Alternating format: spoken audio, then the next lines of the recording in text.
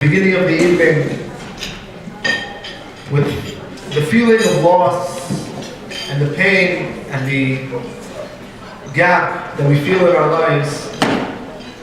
Tonight we're trying to celebrate the legacy and the great legacy that we have benefited from over the past decades from Jack's life.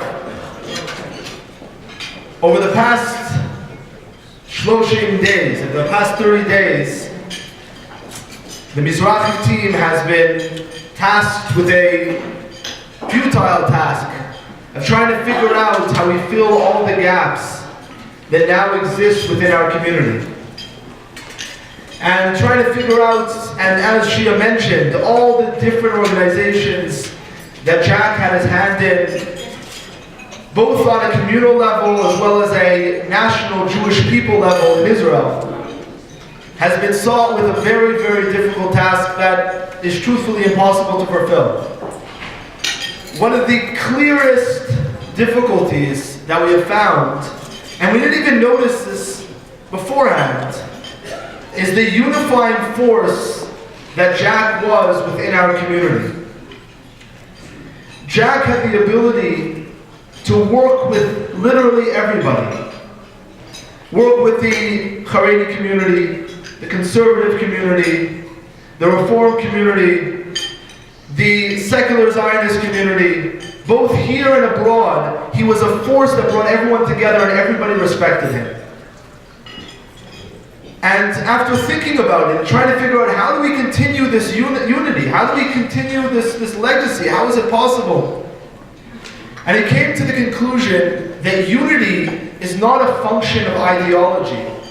Unity is a function of midot tovot, of good character traits, of being a person who doesn't look at their own ego, but looks at the betterment of everybody else around them, who cares about the klal, who cares about achieving not necessarily their own agenda, but to achieve the universal agenda of those around them. That is not an ideology. That's just simple midot tovot, being a selfless, caring, loving person. And that's the model that I have in my mind when I think of Jack. How we achieve that and how we go about continuing that legacy as every individual here in this room is something that we're tasked with. It's something that is a burden that we have to bear. And Bezrat Hashem, tonight we'll be able to hear from a speaker who worked with Jack not on a communal level but on the Jewish nation level, on a national level in Israel, working with all different elements of the Jewish people from the four corners of the earth. Rav Doron Peretz had worked many hours and days and years together with Jack in order to plan and work with all the different elements of the Jewish community to achieve some sort of unity. Bezrat Hashem will call upon Rav Doron Peretz, the head of World Mizrahi and the visionary behind the rejuvenation that Mizrahi has had over the past number of years, to share with us a few words of reflection, of deep thought, and understanding of how we can achieve this lofty goal.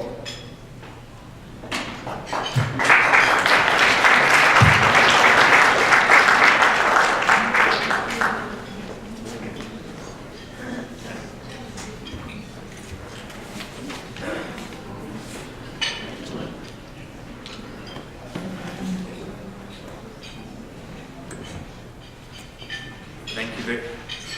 Can you hear me?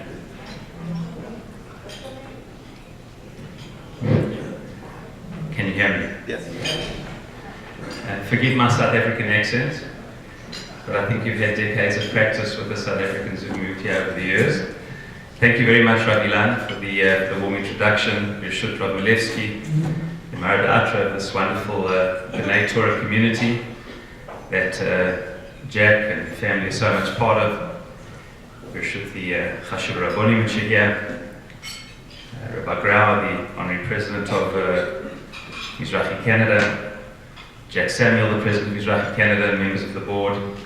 As I said, the many Rabbanim Chashuvim, special community leaders present, Rabbi Meiser, the Executive Director, and of course the very special family of Jack, Tibadel, Chaim, Arakim, Susan, Shia, and your wonderful grandchildren, and of course the many dear friends of Jack, Tibadel, Chaim, Arakim, Susan, which are here today, ladies and gentlemen.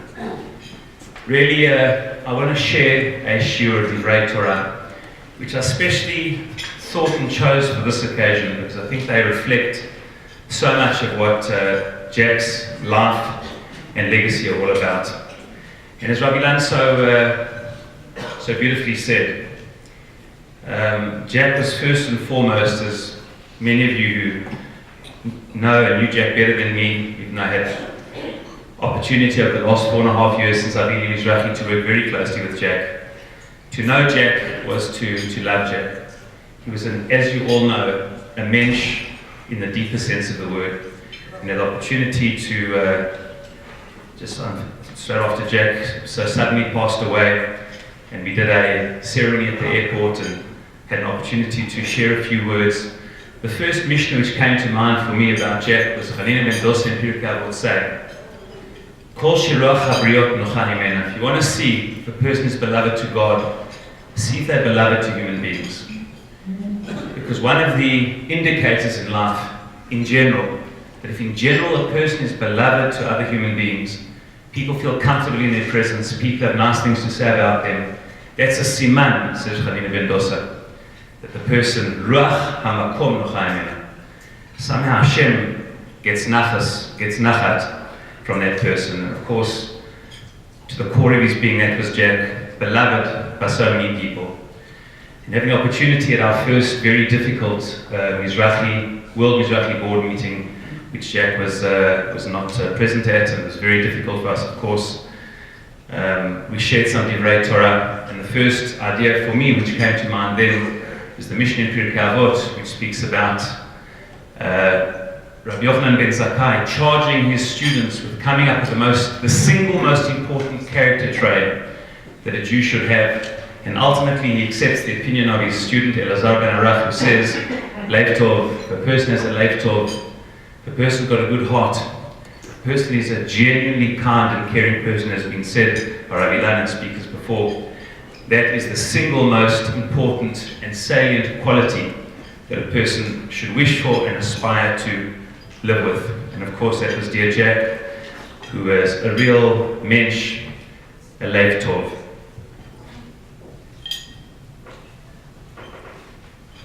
I'm just taking off my watch. You all do know that when a rabbi takes off his watch and puts it on the lectern, it means absolutely nothing. But I'm doing it anyway. I don't know why, but I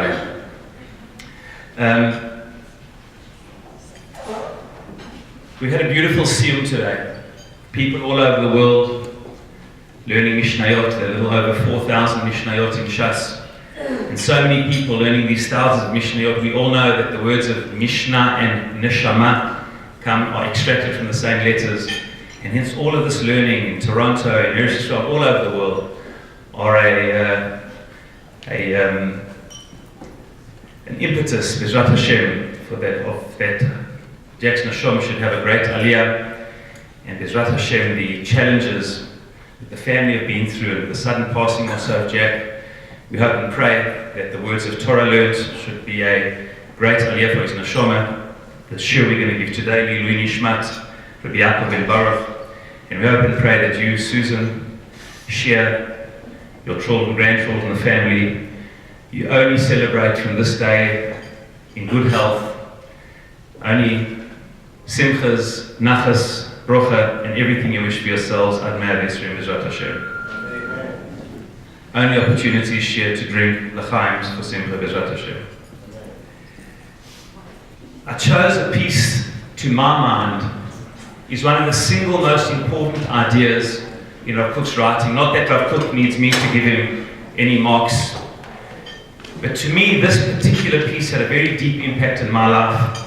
I believe it's one of the most important pieces about communal leadership, needed today more than ever. And I especially chose it because, as has been mentioned, Jack was a person who was deeply, deeply committed to the Jewish people. Rav Kook, of course, was a person deeply committed to the Jewish people, the founder, the chief rabbinate, pre-state Israel. But not only was he deeply committed to the Jewish people, he was the crowning example of religious Zionism to show how the Torah and the emerging Zionist movement are reconciled, a part of one Weltanschauung. And just as Jack, who was somebody so deeply committed to the Jewish community and Jewish people in general, religious Zionism, the chibur between the Torah and the state of Israel. And of course, Rav Kook was a unifying figure. Rav Kook founded the chief rabbi in the belief, chief rabbinate, to bring the Jewish people together. And this, more than anything, guided Rav Kook's personality and writings to bring unity. And Jack was a unifying figure, a person who, as is mentioned, people respected from all walks of life. They loved him and saw his views, albeit different from theirs, as a person who brought shalom and brought unity. And this particular idea, as I mentioned, I believe is absolutely critical today. You know, we're going into the election period in Israel. It's never as interesting as these elections are, and they're very interesting.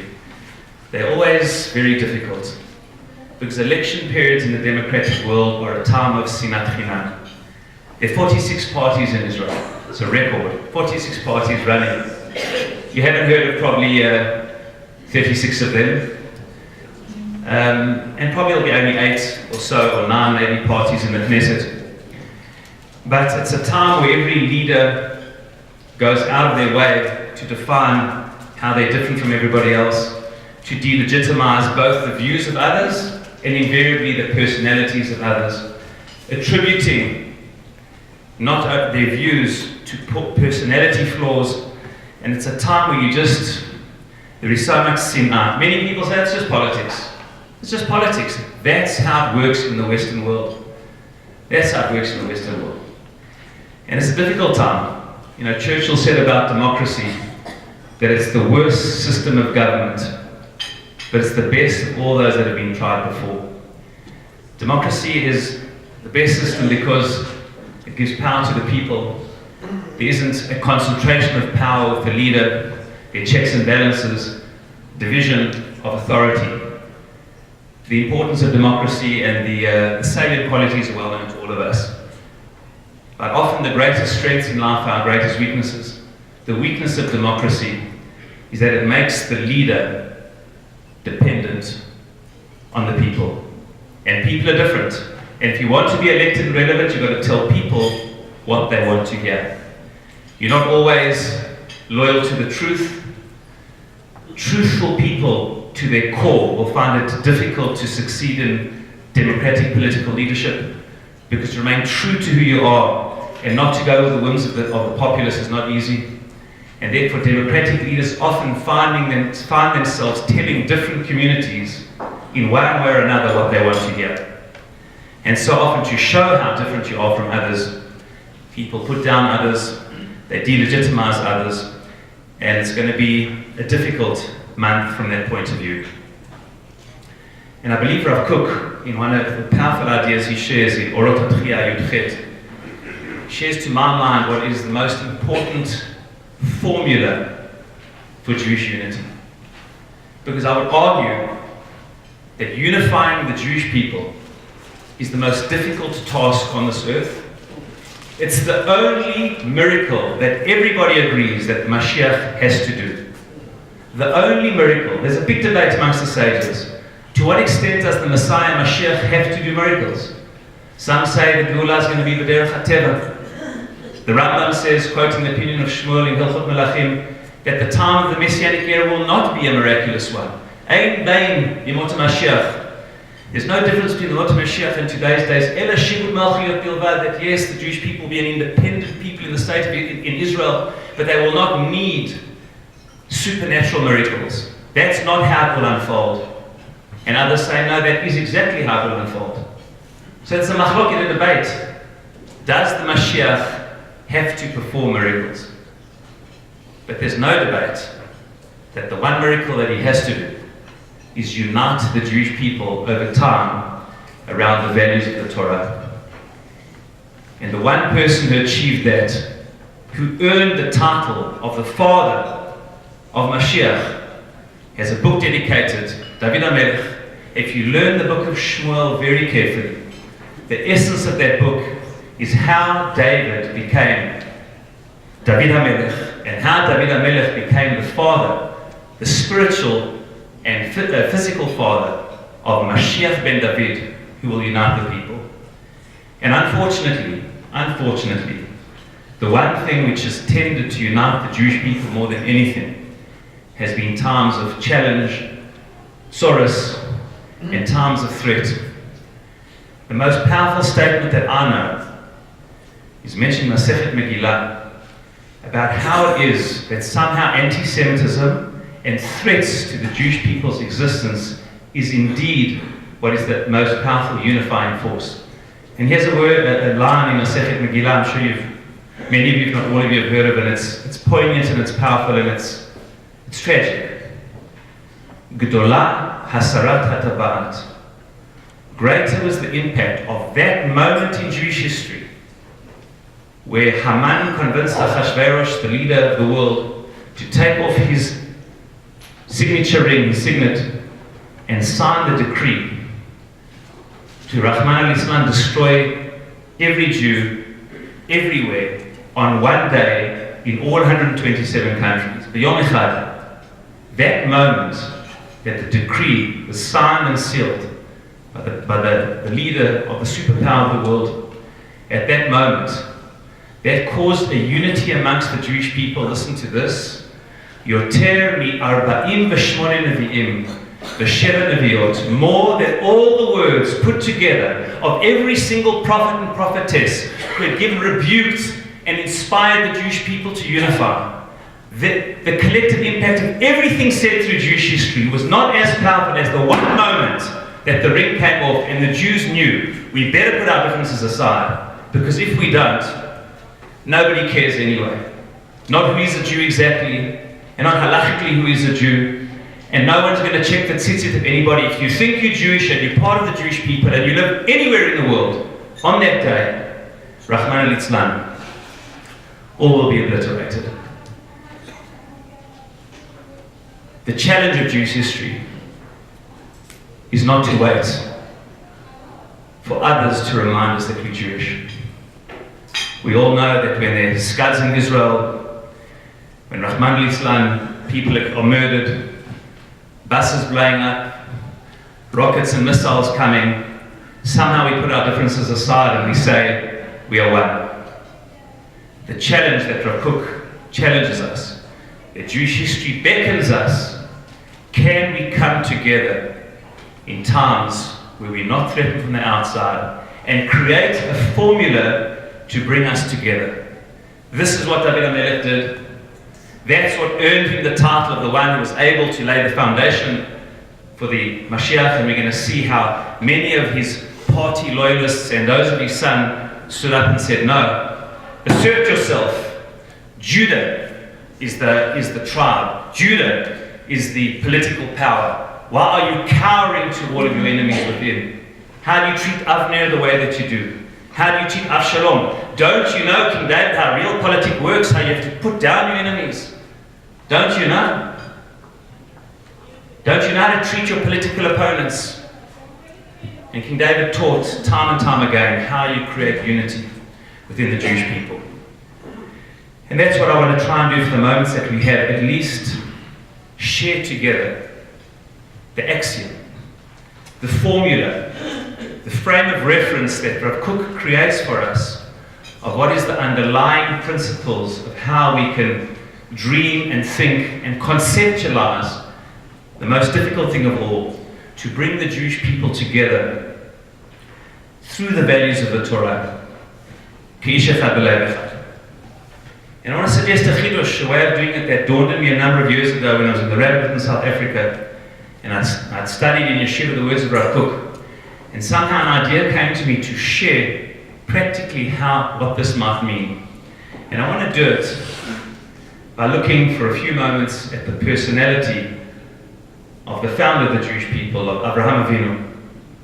It was Abraham the founder which built the DNA, the spiritual DNA of the Jewish people, which was later implemented by King David, the king who was able to bring us all together and unify us.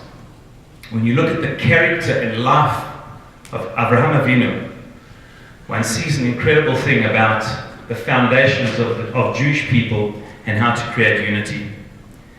You know, when thinking of this idea, I remember the pasuk that I want to give a novel interpretation to today.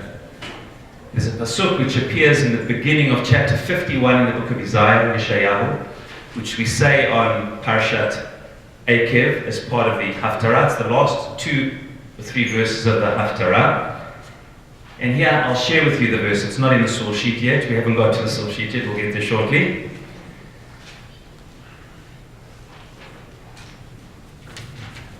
Chapter 51, verse 1. Shimu Elai Rotfei Tzedek. It's not in the source sheet. All of those who seek out justice, listen to me. Mevakshei Hashem, those who seek out God. Those who pursue justice and seek out God. You want to know how you will achieve that justice and seek out godliness? Let me tell you. Habitu el tzur chutzavtem. Look at the stone from where you were hewn. Vel makeret kur nukartem, and see the pit from which you were drawn. Go back to your past and look from where you came. Who should you look at? Habitu el Avraham avichem. Look at the life of Abraham, the Sarah Techolchem, and Sarah who wrought you.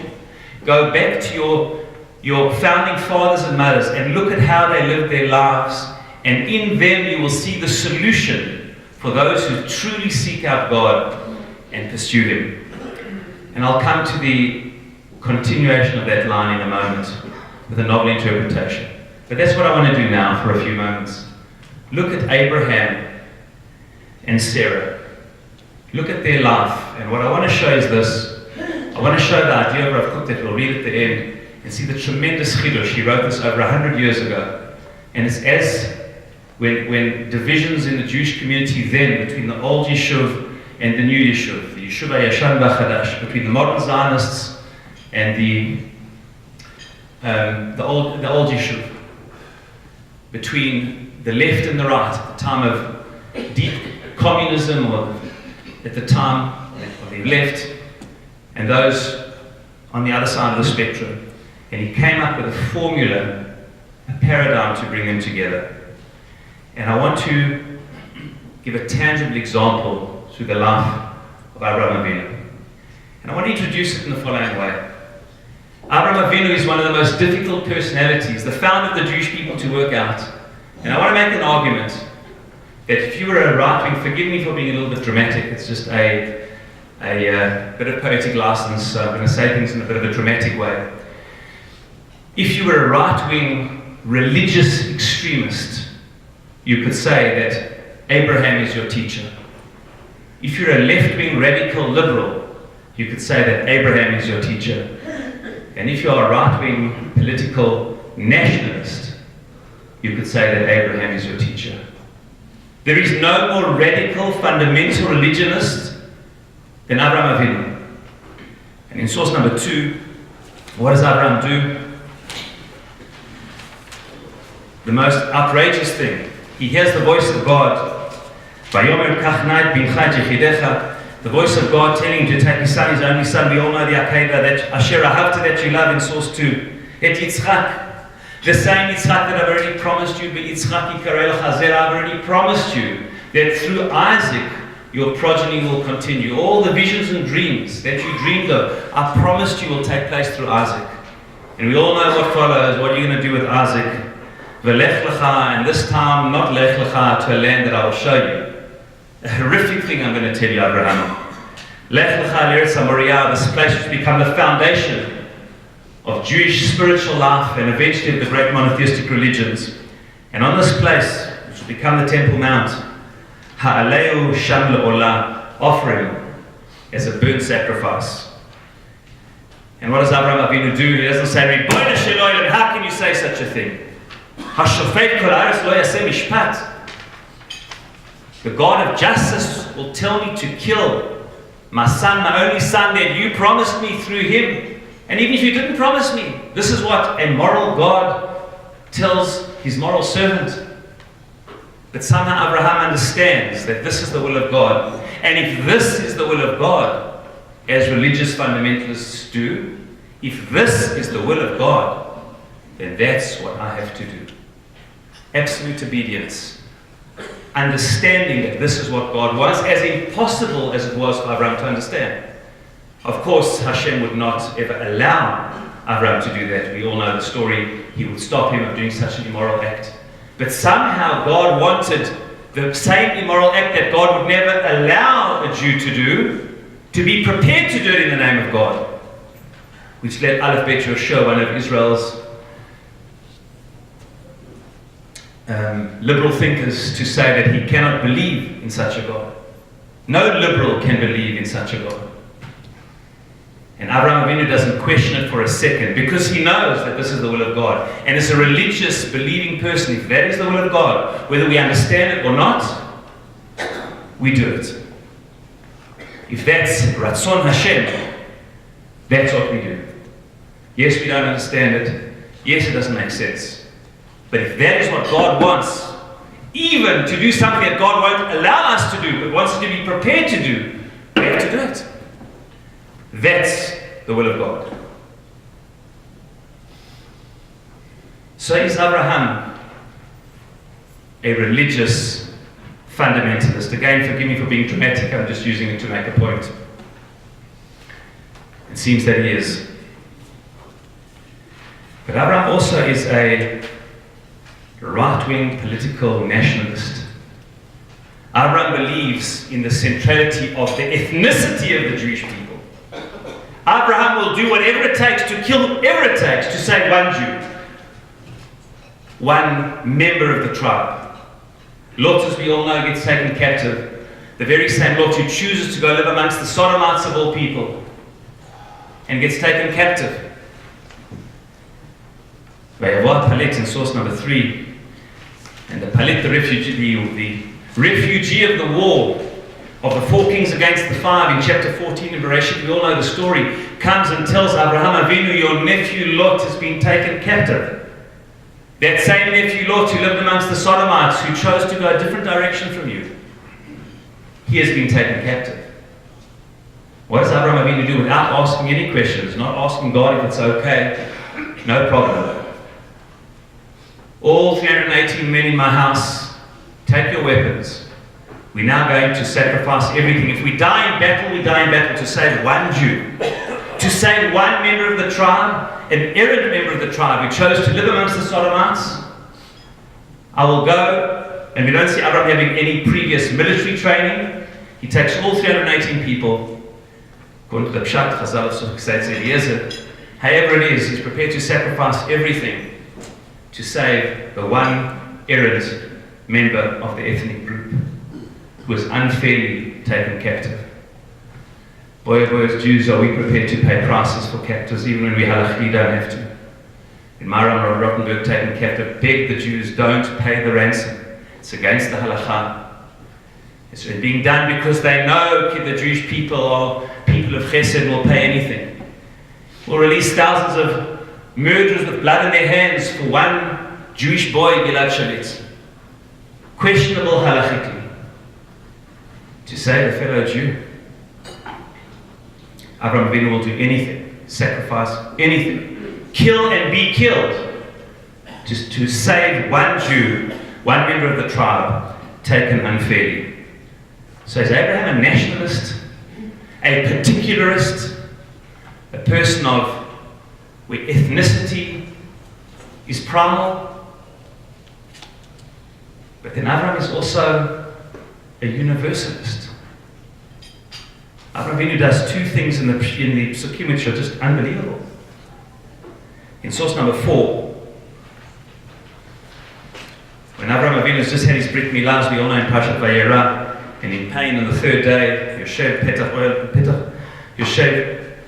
Hoel Kachom Hayom, in the heat of the day, 3 people passed by Abraham, as we all know, We know from the story that they are angels. But in the simple reading of the text, Abraham, of course, does not know that they are angels yet. Who does he think they are? They are 3 idolaters. And therefore he tells them to wash their feet when he comes into his home. He treats these 3 people like kings. Tells Sarah quickly, the 2 of them run around, running here, running there, tremendous hospitality, to give these 3 wayfarers who come to the entrance of his tent while he is in such pain, to treat them as people created in the image of God. And who are these people, says Rashi, Varachatzu Raglechem, in source number 5. Why does Abraham ask them to wash their feet? Kesavur, source number 5, Shehem Arviim. They are Arabs. Shemishtachavim la'avak, idolatrous Arabs who bow down to the dust of the earth. He was very meticulous, religiously as Abraham was, who spent his life fighting against the idolaters, who Chazal waxed lyrical about the controversial, radical things Abraham Avinu did that we all know in the Midrashim, of bashing down idols, destroying his father's business, doing anything and everything in his ideological battle against his ideological enemies, the Ovdei Avodah Zarah. And he would not dare bring idolatry into his home. But he would not dare treat the idolaters as human beings created in the image of God. He would not dare to do anything else. But you can't bring idolatry into your home. And what do they want? They want to come to, okay, find a halachic solution. Wash their feet and hands before they come in, so that there's no idolatry on their feet, so you can treat them as people created in the image of God, and him and Sarah running around to give them a meal of kings.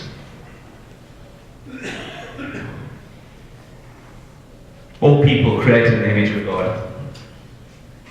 And then again, God comes to him and says, Abraham, there's a group of Sodomites in Storm, which it's time to destroy this evil city.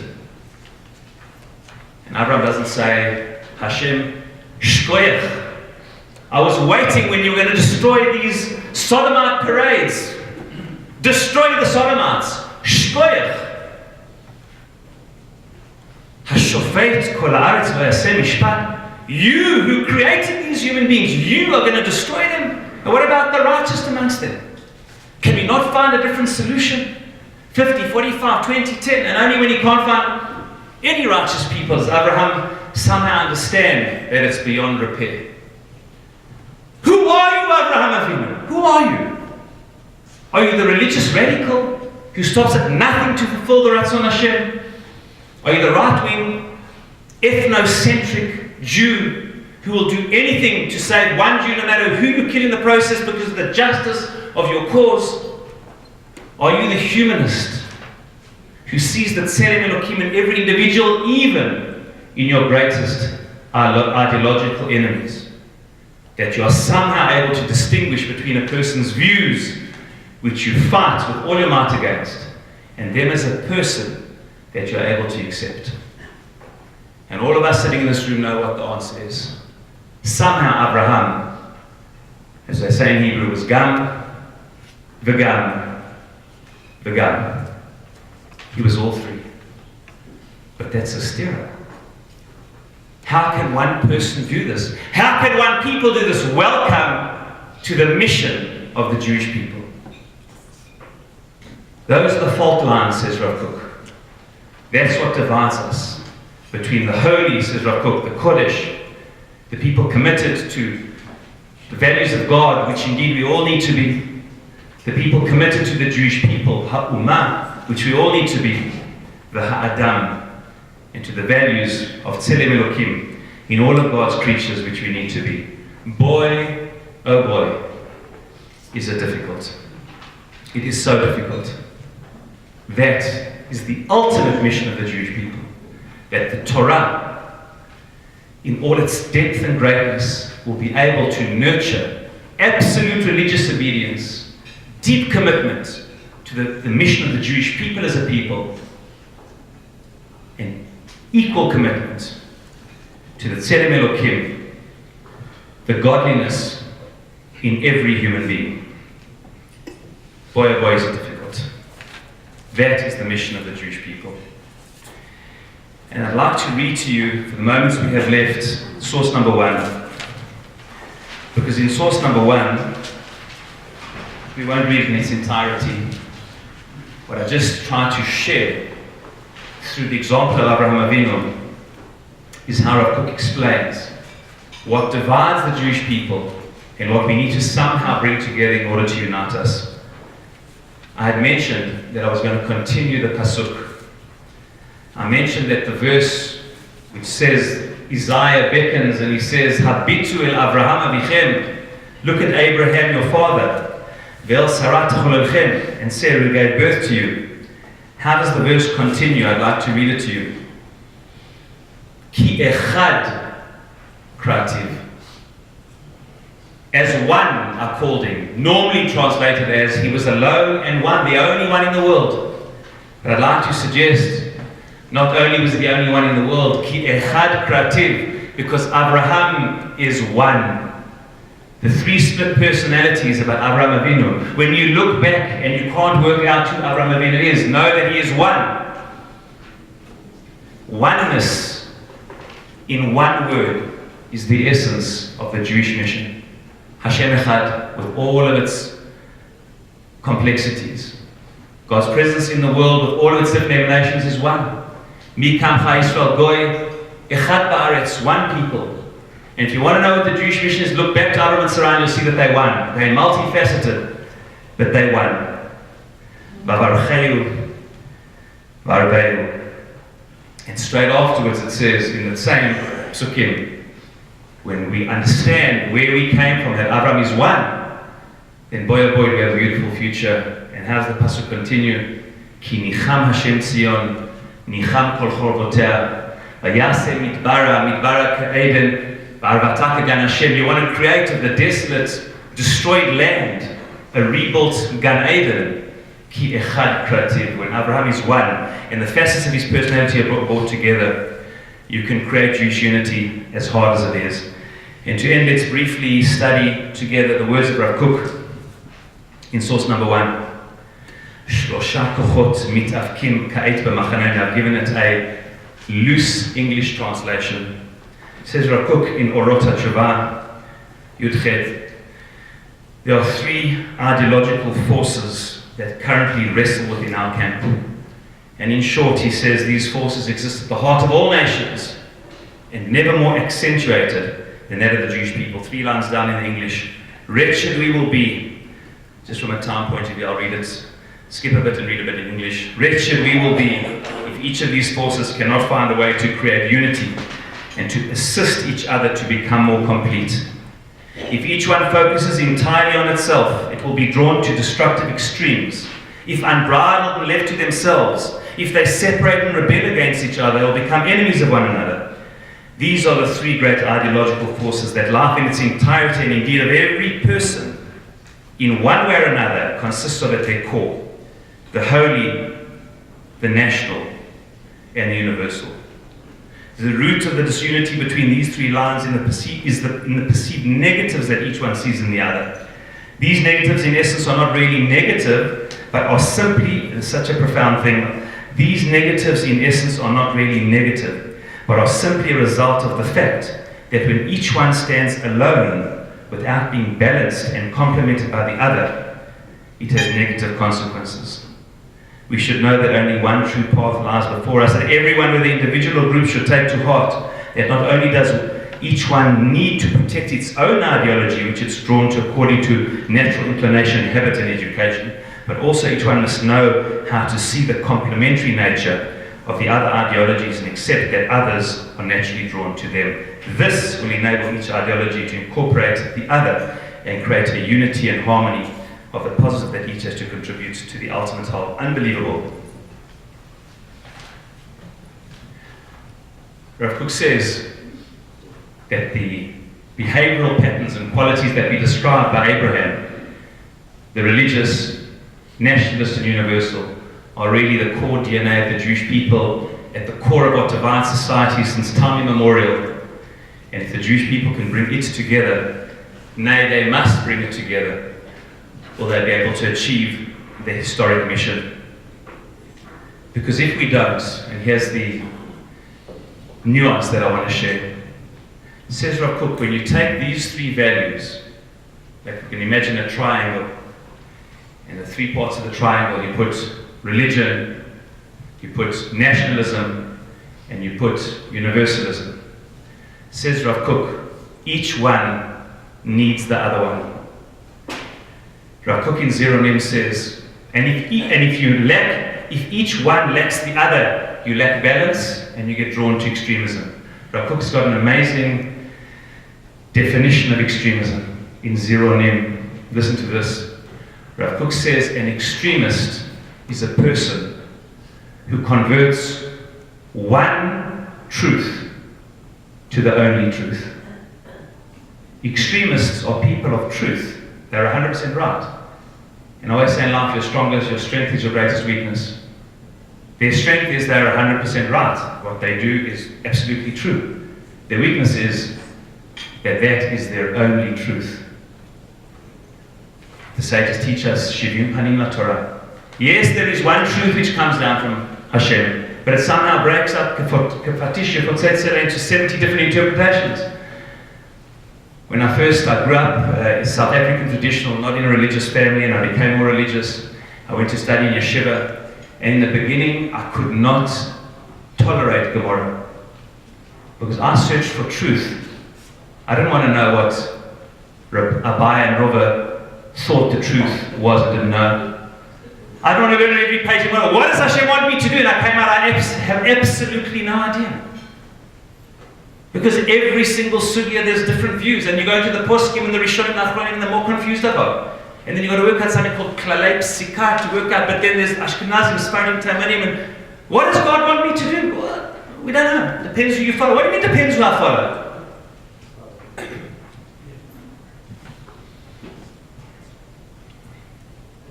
Extremists are people who take one truth and make it the only truth. And says Rav Kook, if you take religion, Torah and mitzvot, and separate it from the Jewish people and universalism, do you know who you get? You get Naturei Karta. And when I say Naturei Karta, to be careful.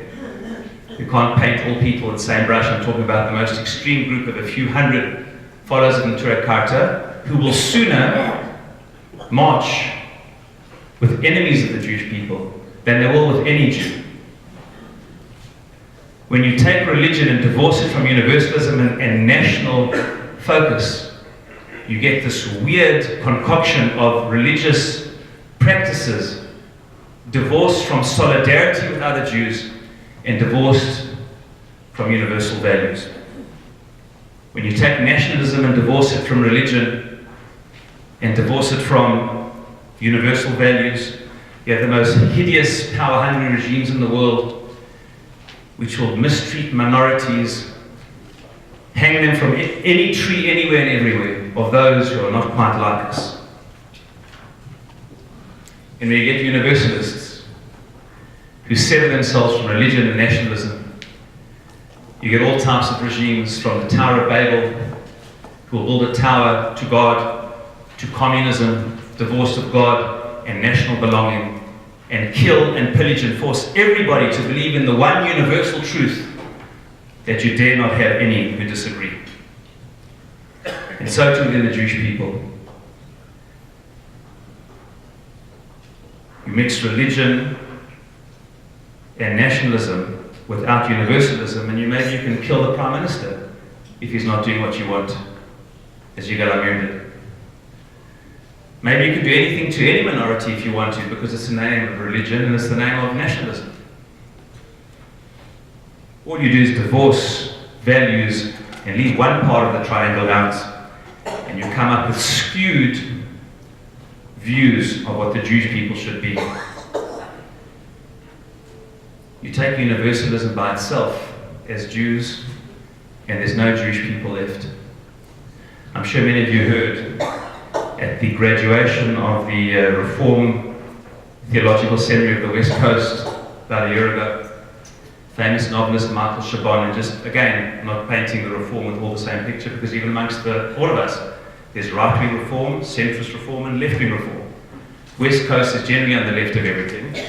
And in the West Coast Theological Seminary that Michael Chabon spoke, he said the most hideous thing. He said, this obsession of Jews to marry each other is the last ghetto left in the Western world. A Jewish marriage is a ghetto of two. Grow up, man. We left ethnicity behind 100 years ago. You're still going to xenophobically only want to marry a Jew. Yes, that is a ghetto according to Chabon.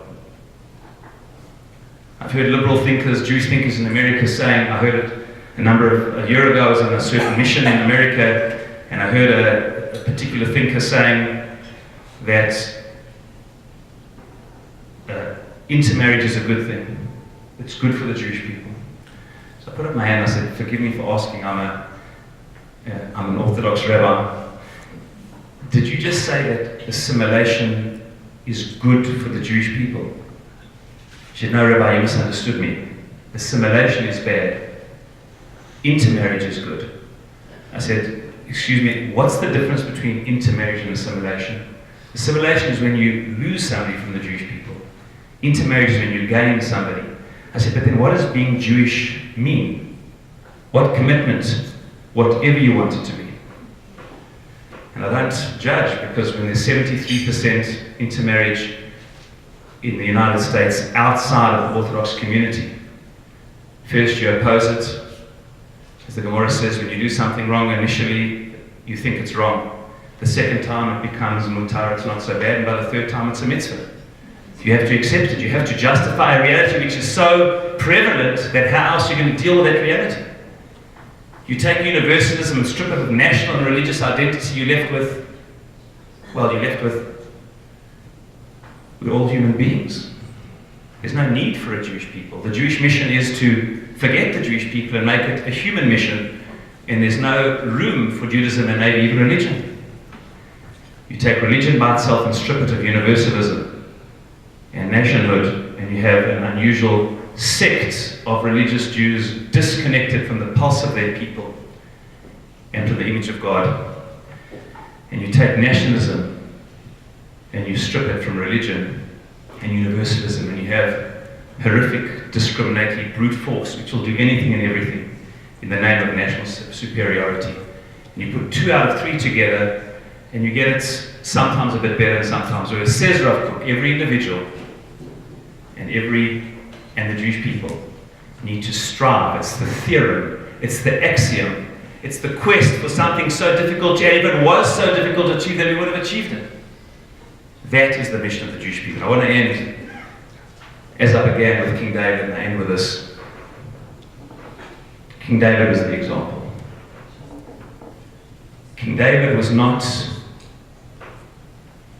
very forgiving to enemies of the Jewish people from without. He understood the dangers to his fragile kingdom that he was trying to create. He was very, very clear and firm in dealing with enemies from without. You will not find a more forgiving, so to speak, softer and understanding leader than King David of his political enemies from within. Bnei Tzruya told him, and I'll end with this. Bnei Tzruya, his advisors from the Shevet of Yehudah, said, David, Avner, this guy is from the house of Saul. He's your opponent. Deal with him the way you deal with opponents. And David said, absolutely not. Absolutely not. The reverence that he had for Saul, the reverence that he had for Avner, and even Avshalom, his own son who rebelled against him, his advisors couldn't understand why such a softness. You've got no political savvy. We're dealing with the unity of the Jewish people. Nothing is more important than that. And David had this huge chumrah that would go to extremes to try and understand his political opponents and understand that you need to bring the Jewish people together. And it was that very thing which his son Solomon continued, and his son's grandson Rehoboam forgot. Then Rehoboam's there only a generation after David. His young advisors said, it's time to back to party politics. Make Judah the main party again. Isolate yourself from the other Israelites. And that's what he did, and the kingdom split. And there were two Jewish people, so to speak, two nations, which we know about from the book of Malachi. David's greatest achievement was taking a group of tribes in the book of Shoftim, of tribal leaders. And by the time you finish with the book of Samuel, you end up with Sefer Malachi, a people of 12 unified tribes, despite their differences. I know that what I've said raises so many more questions than perhaps it answers. What I've said here is a vision of Rav Kook based on where we come from, where we go, which is so difficult to achieve. Had we achieved it, then we wouldn't be where we are today. It's the ultimate essence of what our great mission is. And Jack in so many ways represented this. He was a person of deep unity, deep chibur between menschlichkeit, the belief in the Jewish people and his laboring for them, and the belief in the primacy of Torah and mitzvot.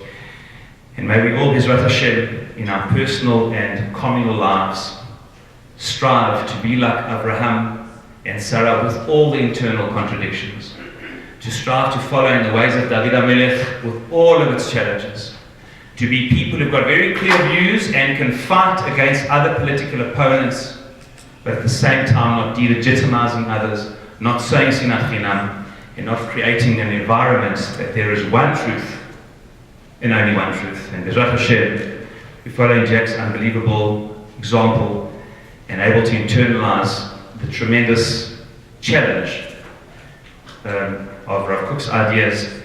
Bezrat Hashem will be that much closer to bringing Mashiach, the Mashiach ben David, the legacy of David, through the DNA of Avraham Avinu. And we hope and pray that the Torah that we have learnt and understandings will be a aliyah ben Neshama of Yaakov and Baruch, and we should only celebrate Smachot together. All of the best.